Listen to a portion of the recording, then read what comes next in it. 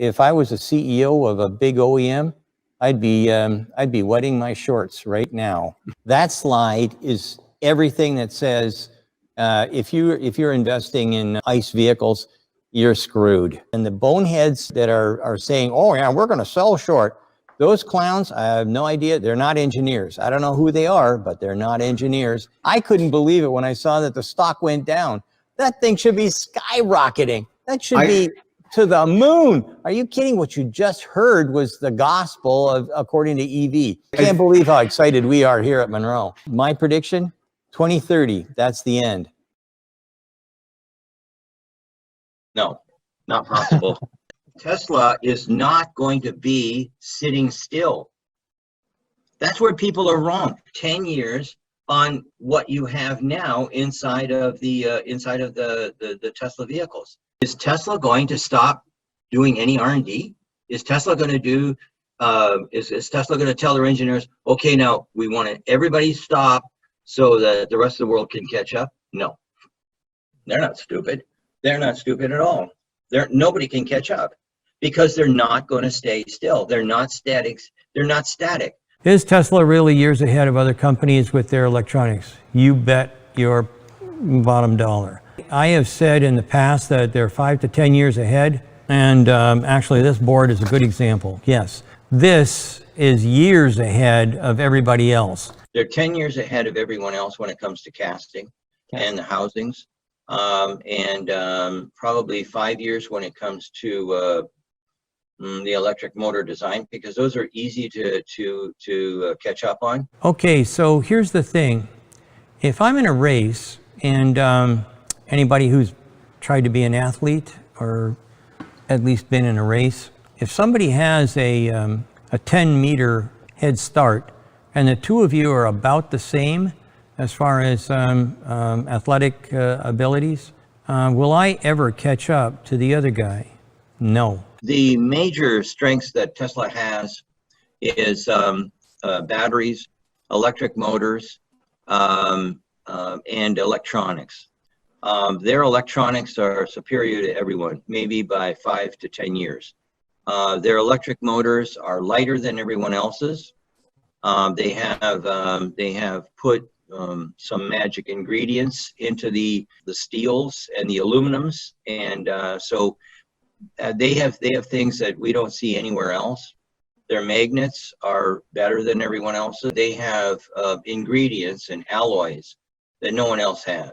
And that's why Tesla's motors are lighter, but they put out more power. I'll tell you one thing that I found out. Tesla lies. You probably don't believe this, but Tesla lies. They understate continuously. We've been doing testing and whatnot. And they say, oh yeah, we're using this. And then we go over with our little spectrometer, go beep. Oh no, it ain't. That is super deluxe stuff. I mean, they understate a lot. And that's the same with the electronics. If you don't know an awful lot about Tesla, you're going to fall behind the curve thinking that you do. Don't believe almost anything you read in the newspaper or see in a blog that's basically generated by Tesla is a lie. They understate you. And by the way, all those patents that you're running and looking at, that's a subterfuge as well. They're real stuff. They don't patent it until actually they've got it into production. When it comes to the Tesla ADAS system, I don't know how people are going to catch up because Tesla's got 1 million cars on the road and they're all gathering data. That's what you need if you're going to try and make something that's going to be able to hit level 5. I'm positive that Tesla's going to be the first to hit level 5, and I'm just as positive that they're already at level 4. They won't advertise that, but that's because Tesla lies. Tesla tells a lot of lies, and they always understate. Oh, our car can only go 350 miles, bull. It goes 410 miles. On and on and on. And that's just the way it is. These guys are always understating so that they can make their competition feel better. A race car sitting all by itself with the engine running doesn't do a thing. You put a driver in and he steps on the gas, the accelerator, and away you go. And that's what I think really and truly we should thank Elon Musk for. He is pushing an accelerator. I mean, really and truly, ask anybody on the planet, or at least in North America, who Elon Musk is, and you'll get all kinds of things happening. People know who he is. Ask who's in charge of Chrysler, or ask who's in charge of Ford, or ask who's in charge of BMW. Nobody will have a clue, because they just aren't doing the same kind of a job as what Elon Musk is doing. I mean, I really didn't care for the guy before, but it's hard not to like somebody who's basically turning the whole industry on its head. It's not the big that eat the small, it's the fast that eat the slow. That leopard that you're looking, or cheetah, or whatever he is, he's looking for something to eat. And I think that big cat, I think his name is Tesla. And I believe that things are going to be changing so rapidly in the near future that battery weight and battery cost is going to drop like a rock. Have you noticed any of your recommendations to OEMs in their vehicles? We made recommendations to Tesla, and they implemented them. And they implemented them really fast. Now, that's not one of our customers. That's an OEM, but I'm going to give a speech, and one of the things that I'm going to talk about is changes at the speed of thought. That's not quite the speed of light, but it's pretty damn fast. And it's certainly faster than anything I've ever seen from anybody, from Bentley to GM to Ford to Chrysler to whoever. Nobody moves as fast as what Tesla does. A good example would be the comments we made on the on this thing. This is the what we're calling the super manifolds, and this thing is the octo valve. When we tore it apart, we made some comments about this, and we also talked about the compressor, which I don't see, but anyway, at the end of the day, we made some comments, and I'll be damned if they didn't implement them already. On this casting right here alone, or maybe I'm not sure, but it's either the accumulator or the casting. They've made 13 changes since we tore our car apart. Our car was built in March. This car was built in July. How in the heck? I don't know of anybody that makes changes like that. I don't know of anybody that makes changes like that. And we pointed out that they should have something over the top of the compressor because of the noise. And guess what? They designed and built something and stuck it in. And that we made those comments in early April. And the June or July car that we just looked at, they're already in place. As far as other companies, other OEMs, we've made lots and lots of suggestions to lots of different OEMs. And we're proud of all of them, but they didn't move as fast as what the folks at Tesla did. I mean, we make a casual comment on a YouTube blog, and boom, they got it in place. We've never seen speed like that. Nobody does things quite that quickly. This is, that one's still in place, but this one right here is what half that mega casting is going to look like. This is what we called a mega casting, and then Tesla comes along and says, that's not good enough. That's not good enough. We have to have a machine that'll do both sides at the same time. Okay, remember I was telling you about the speed of thought? This is a good example of the speed of thought. As far as a crumple zone is concerned, like I said, sometimes Tesla doesn't exactly tell you the truth, but this is where the crush can, crumple zone, whatever you want to call it, the crush can goes and fits in here. And I'll bet you dollars to donuts, they wind up with a steel or aluminum crush zone. This material, okay, so here's your big test. Oh, what's this made out of? Oh, well, Tesla says it's 35X. The secret ingredient is the X. Bull. This is 386 aluminum. And by the way, this thing fills up in milliseconds. Milliseconds. That's not a mistake. Milliseconds, not minutes. And that's the other thing. Oh, this does not require heat treat. There's no T6 that goes on with this thing. It comes out and it's done. That is the difference between Tesla doing stuff and everybody else doing it. The thing that I look at is basically sitting in back of me right here. Did Tesla tell anybody that they were going to go to a casting that size? Nope. I don't think many people saw it until I ripped apart the Model Y. And now this is obsolete. this is obsolete. This is only half of the size. The real size is double. And I said that I have no idea why they're not doing the front of the car as well. Now they showed last night that not only they're going to do the rear, they're doing the front, and their battery pack is basically using the same kind of technique and technology. They didn't say anything about that. I think what Tesla does is, yeah, they warn their competition about what they're working on right now or what they think they've got in hand, but I have no clue what they've got sitting in reserve. I think that Tesla likes to tease. I mean, sitting in front of me is the octo valve.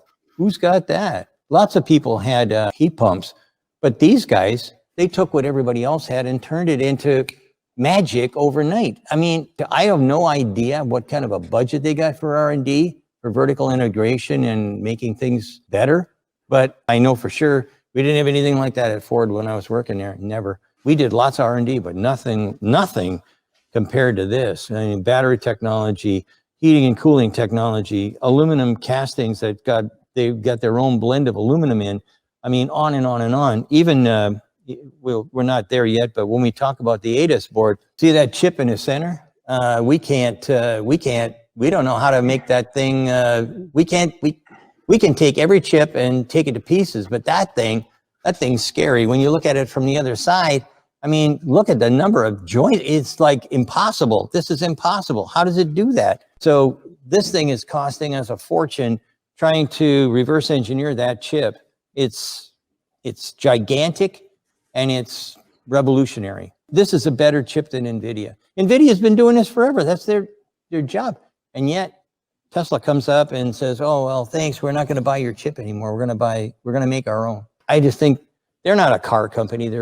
They're like Edison's lab or something. It's totally different for me. The thing that I look at with Tesla is speed.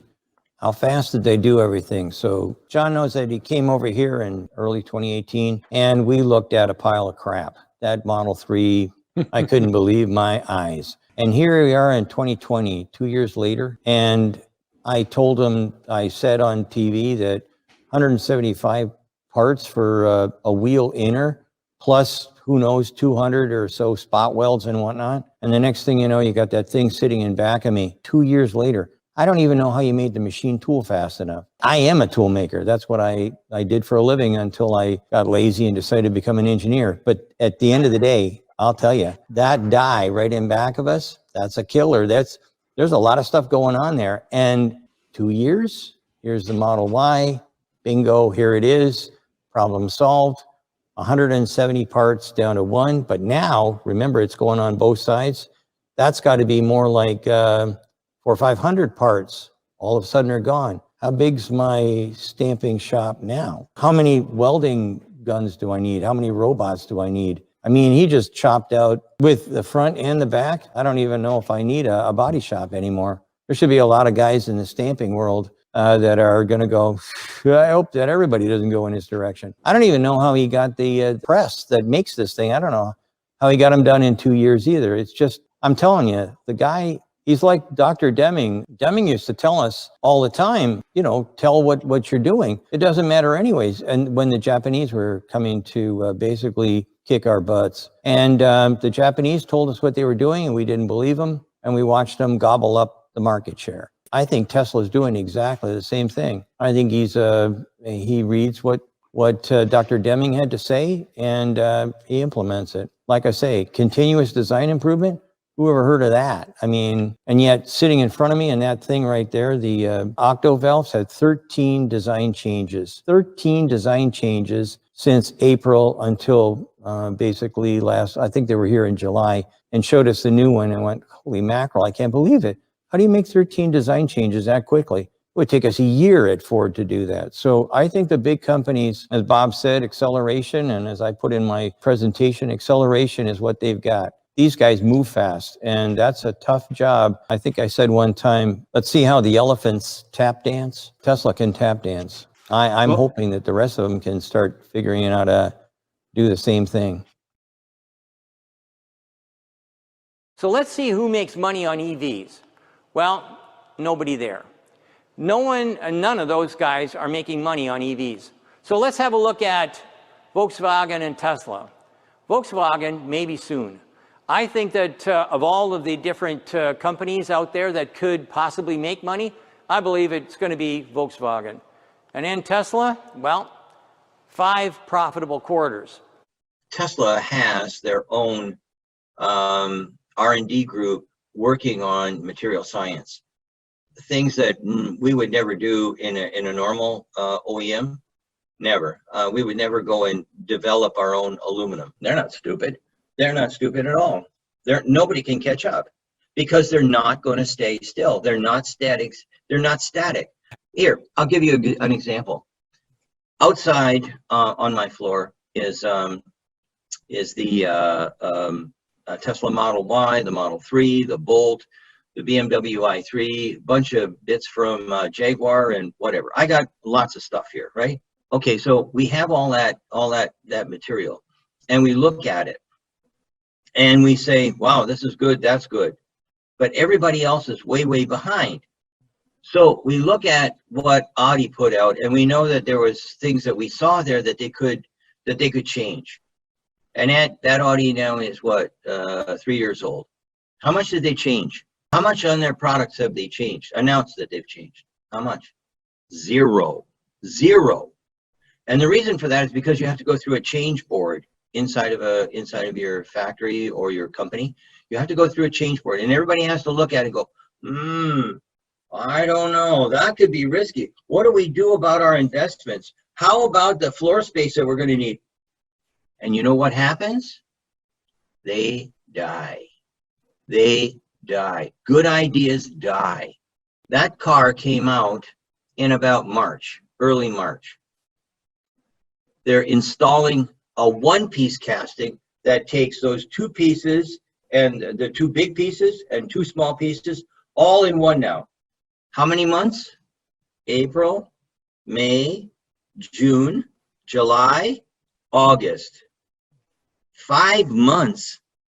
And I couldn't get something done in 5 years when I was at Ford. I could not get it through the change.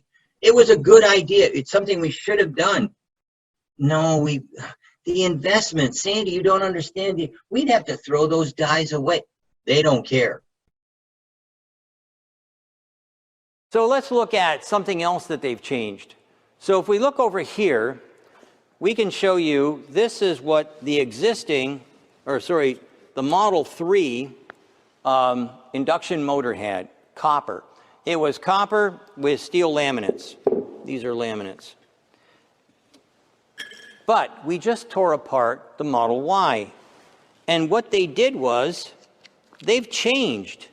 They changed it from copper to aluminum. So this is now a cast-in-place aluminum induction motor. That drops the price significantly. This is a huge savings, huge.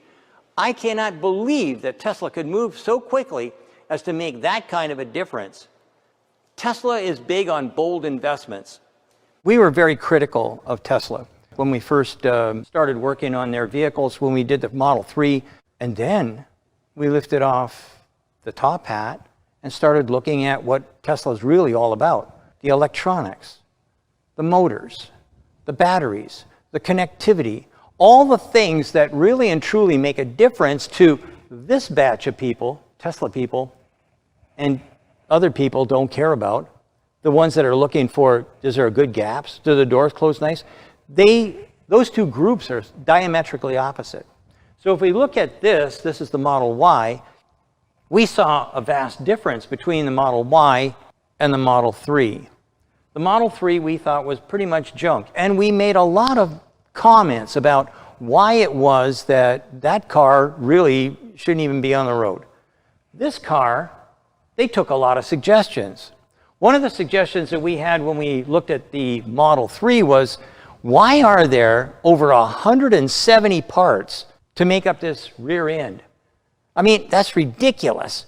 Little teeny patches welded, using self-piercing rivets going this way, that way, whichever way. Just ridiculous, just a ridiculous, and then glue. It was everywhere. We suggested that, hey, you know what? You should be making this rear quarter area here for the wheel wells.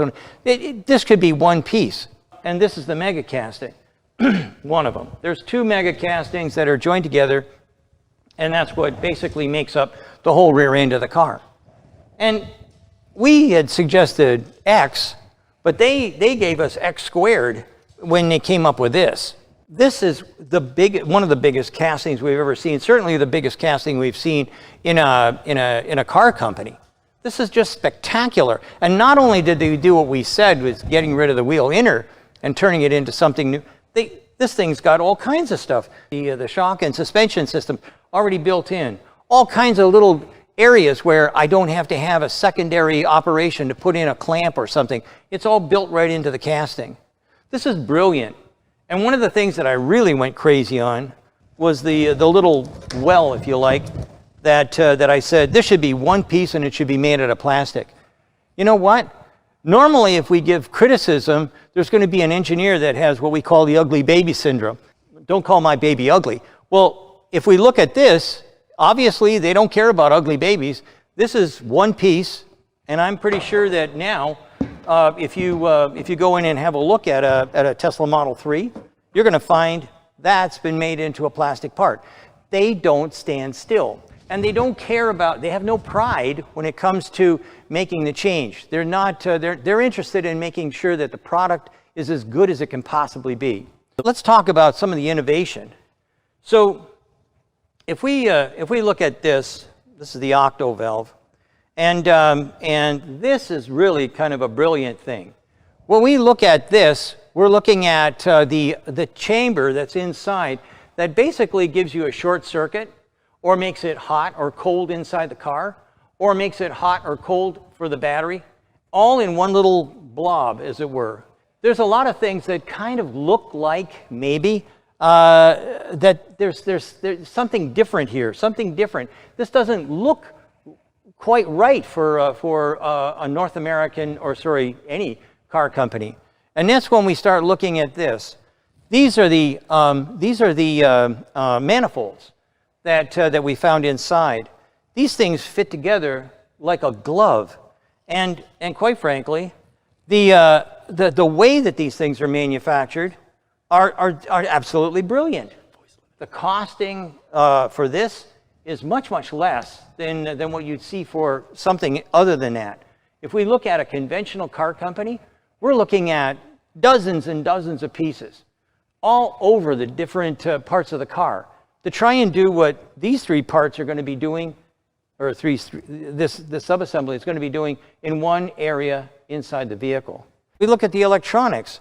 The difference between this and what was in the Model 3, only one difference really, and that is the improvements. They made improvements to this DC-DC converter, and they also made the improvements on the Model 3. If you buy a Model 3, they don't care about, only big changes come in at model year. They make changes all the time. And they don't care about what model year came out. They don't care about it. They changed everything. And then we start looking at this, and it's not hard to see that where it used to be an NVIDIA chip, it's a Tesla chip. They designed it themselves. Vertical integration. They are doing a fabulous job at moving up the food chain, because they don't want to have to pay somebody else. They don't want to pay that profit. They want to keep the profit in-house. People say, oh, it can't possibly be right. We've been criticized for our costing and whatnot. But you know what? Our costing is accurate, because what we're doing is we're costing a chip like that. We reverse engineer these things. So we're costing this chip not by what NVIDIA would sell it for, but what it costs to manufacture. That's why a lot of the costs on the Tesla are different than what internal people will discuss and say, well, no, it can't cost that, it has to cost this, because they're thinking it's bought from the outside. There's a thing called a scotoma. Basically, it means that it's a blind spot. It's something where the information that you're giving me doesn't match anything in my head, so it can't be right. That kind of stuff is what's happening to the car companies. They can't figure it out. It doesn't make sense to them. And that's kind of what we see here with the problems associated with the car companies now trying to move ahead. Let's look at one of the aspects that I think is just absolutely staggering. If we look at the high voltage wiring for the Tesla Model 3 over there, that one cable does it all. Because everything else is integrated. Their engineers and whatnot work as a team coming together. Even the guys over here, because we know that on the octo valve, there was a lot of stuff that was done by the engineers over at SpaceX. That's a big deal.